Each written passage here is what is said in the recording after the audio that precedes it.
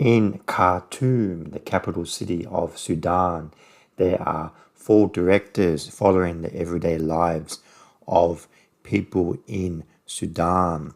There are a civil servant, a tea lady, a resistant community volunteer, and 2 young street kids who are bottle collectors. When war breaks out in Sudan, the film directors and their subjects are all forced to flee to East Africa.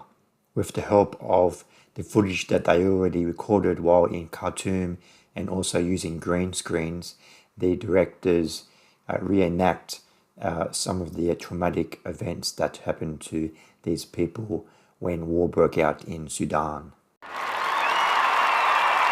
Khartoum is directed by Anas Saeed, Rawia Alhag, Ibrahim Snoopy Ahmed, Timeea Ahmed, and British director Phil Cox. He brings all of this footage together to make a whole feature documentary. Khartoum, because the directors had to change what they were doing in the middle of filming because war broke out in Sudan, the film gets a little bit messy. They had to kind of change what they were going to do. So they were going to film the lives of these people in Sudan, but they had to flee the country, and then they had to use this green screen technology to get these people to reenact moments in their life when they were back in Khartoum. The first 20 minutes of this film is because of that, it's a little bit messy. It just kind of jumps in and out of time, and it uses the green screen in a little bit of a messy way, and it doesn't really settle into about 20 minutes until we slowly get to meet these people. It starts off with each person for about 15 minutes. We see archival footage of them back in Khartoum, their everyday lives, and it jumps forward to the green screen present day where they reenact a traumatic event in their life. So if you can stick with this film after about 20 minutes, it's quite rewarding. We see a lot of footage of back in Khartoum that the directors took. They take a lot of footage throughout the markets, and we see aerial shots over the city. The city is very vibrant.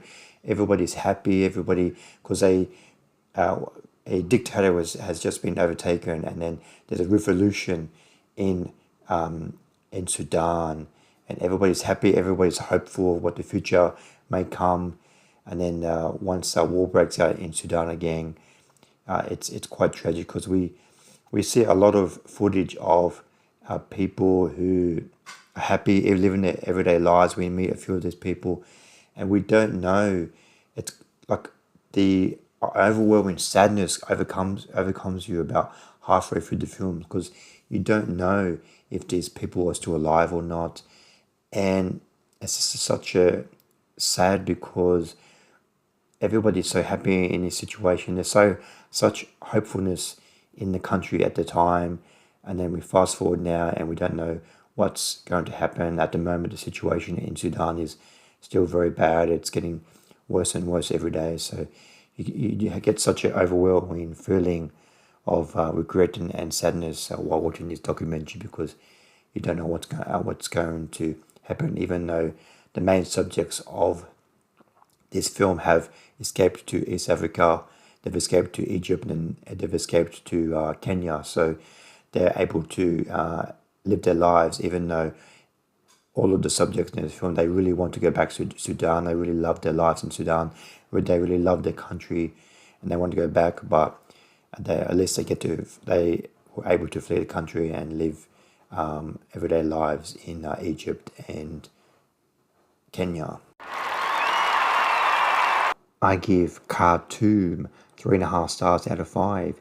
If you can stick with the film after the first 20 minutes, it starts to settle down, and we finally meet these subjects in the film. We see the archival footage of what their everyday life in Khartoum and what they're doing now.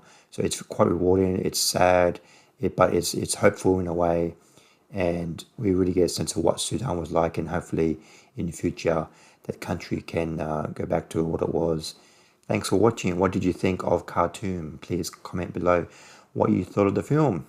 See you next time. Bye.